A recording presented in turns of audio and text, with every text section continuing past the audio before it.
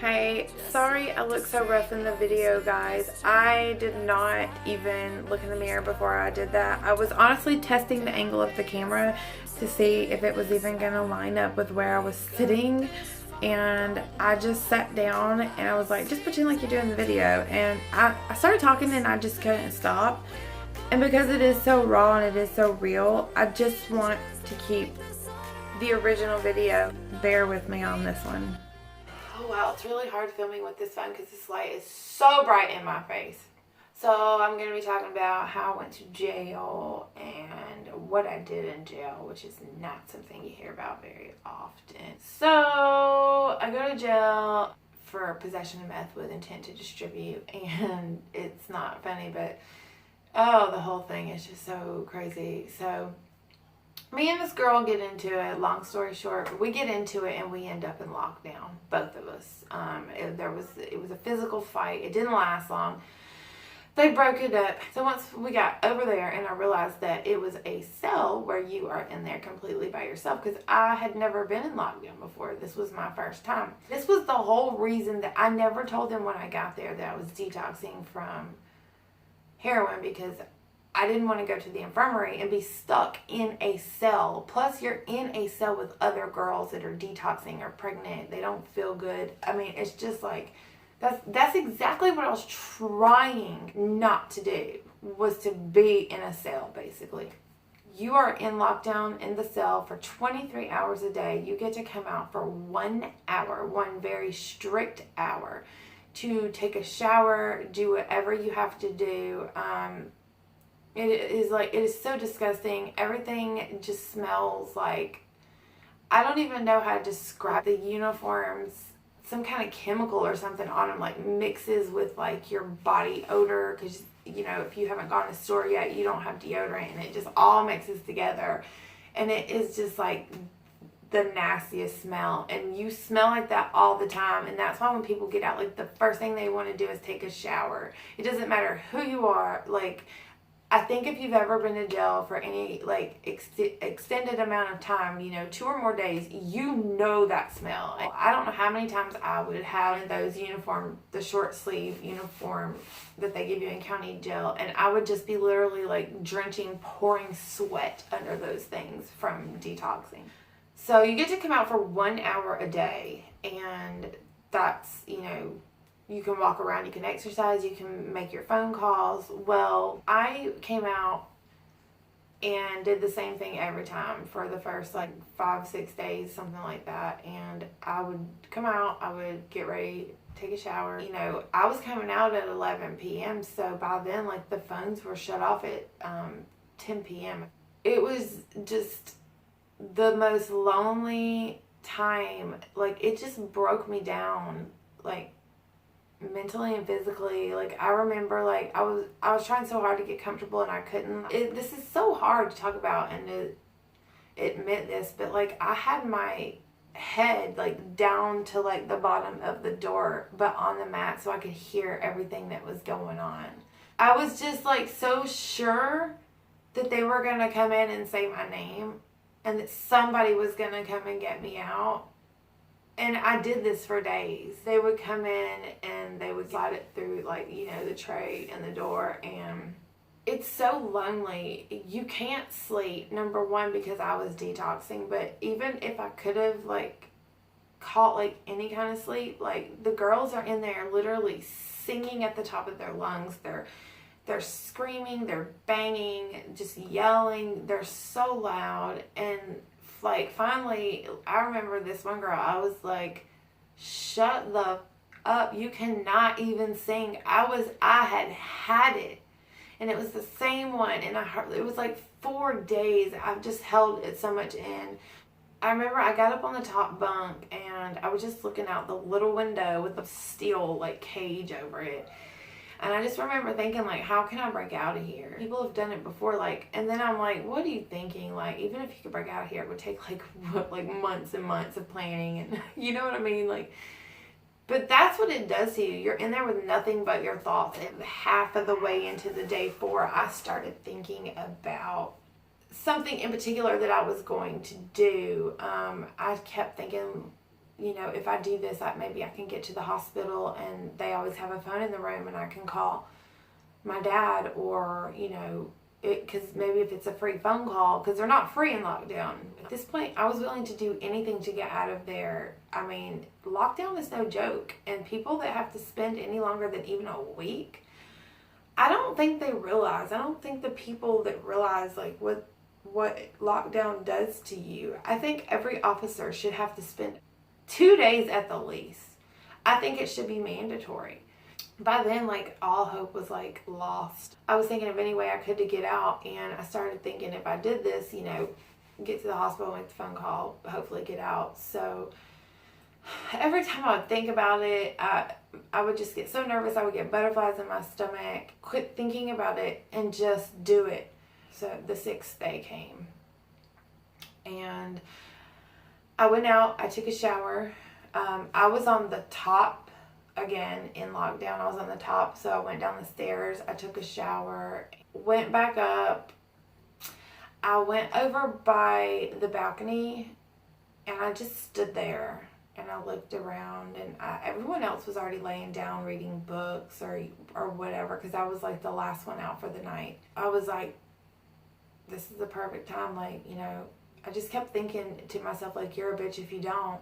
And I know it sounds so crazy now, but I mean, I was willing to do anything to get out of there. I didn't think what could have gone wrong, or, you know, I just didn't even think. All I thought about was what I wanted to do, you know, make a phone call and get out of there. And so I kept looking down. I was looking over the balcony. I kept looking down over the balcony, and I was like, God, that's so far.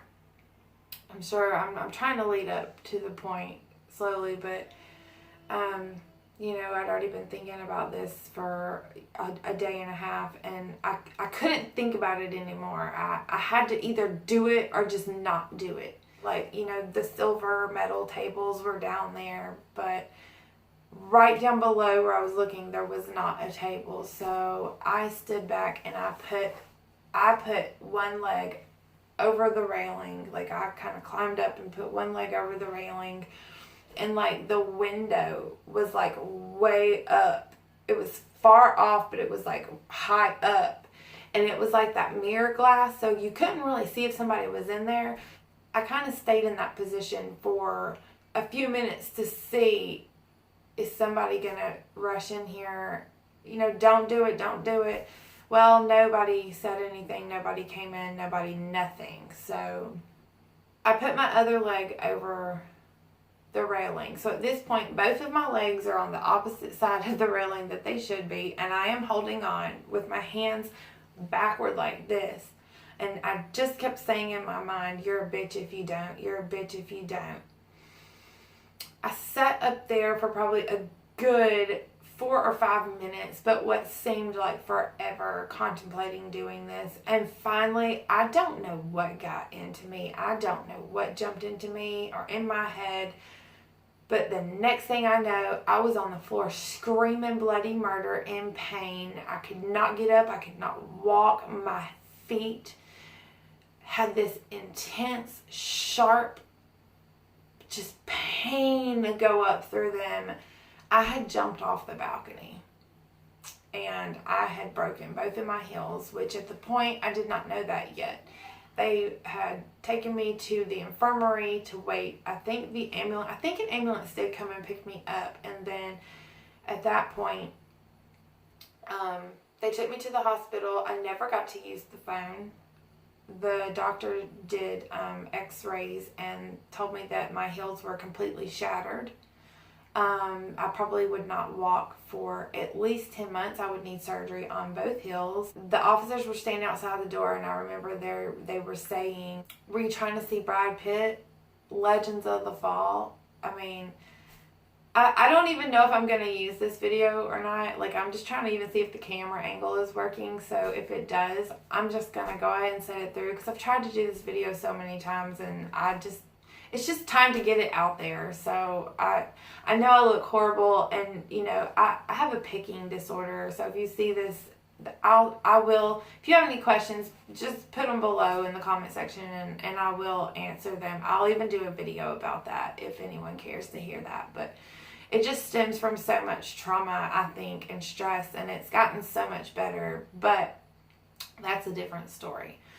So they're making fun of me while I'm in the hospital, and it was like, just because I was an inmate, they treated me like shit. I just can't believe how horrible they were to me. I was in there, I was screaming in pain. I mean, I was screaming because they didn't even give me pain medicine for like the first maybe 30 minutes that I was there, which was insane to me. Do I think maybe that I did it for pain medicine? Maybe, but 1 milligram of Dilaudid, which is what they gave me, was nothing compared to the withdrawals I was going to.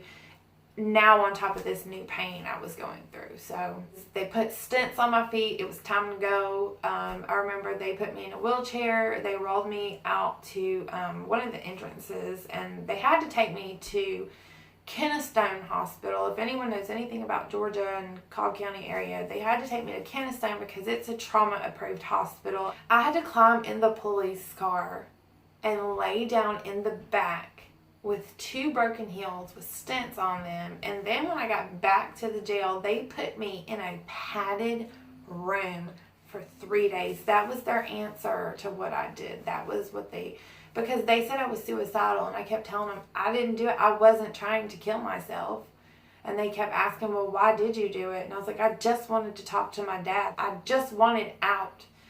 So, my dad finally found out, and as shitty as it sounds, like, he knew I was innocent this particular time, but I think the lesson he was trying to teach me was, you have to be careful who you hang out with, even if it is your own husband. Sometimes you have to cut out toxic people, even if it is family and your own husband. And he's right. My dad is a police officer, has been my whole life pretty much. So he did not come and get me out. That was the hardest thing, was having to stay in there, being in a wheelchair, not being able to walk. It didn't take 10 months, but when I got out, I did start using again because of the pain. Not heroin, but Dilaudid, and then ultimately I did go back, and then I did start using heroin again later. But it's just, I don't know, it's crazy to me that I ever did that, and like just remembering like certain like things about what happened and how it went down, and the fact that I felt like I had no one. I think my dad did feel somewhat bad, so he started putting money on my books every other week. Because the soap they give you is, oh my God, I don't even know. It's like laced with lye. It's like lye soap, but it says Dial on it. But it is not the Dial you get from the grocery store. It is not the same thing. And that's why you get out, and like your skin, as soon as you would walk out, your skin would just like feel dry. Like, jail is awful. Like, please don't anyone ever go. I mean, obviously it's so horrible. I jumped off the damn balcony, and by the way, that balcony was 24 feet high, so that's a little ways. I walk good for the most part now. I never had to have surgery. I was only in a wheelchair for like a couple of months. I was on crutches for a month and a half, and then I pushed myself to go further. So I don't know if I ever should have had surgery. I never went back to the doctor or anything like that. I'm on methadone maintenance to stay off of street drugs, and that's been a lifesaver, but that's a whole nother story. But if you guys are interested in any of this, don't hesitate to ask me anything, because I'm open, I'm honest, I'm brutally honest. Just ask me any questions that you have, and I don't mind answering them at all. But if you've made it this far, I really appreciate you listening. It means a lot. I just want a lot of people to know that, like, jail is not worth it. And sometimes you do have to cut toxic people out of your life. And it's not easy, but it's what you have to do. And it took me years after that to learn that I was going to have to get rid of my husband. And it took having a baby with him to realize my son deserved better than that. And I did too. Sorry if it was jumpy. I kind of jumped around, but I tried to kind of stick to the main point. Thank you for listening and watching, and put any questions down there. I'll answer any questions you have. If you want me to make a video about anything else, why I ended up in jail, like me and my husband's toxic drug addicted relationship, how things are now, questions about going to the Methadone clinic. I've done that for 6 years. Any questions that you have, I'll answer. So just let me know. And I hope you guys have a great day, night, wherever you are, and God bless you. Talk to you later. Bye.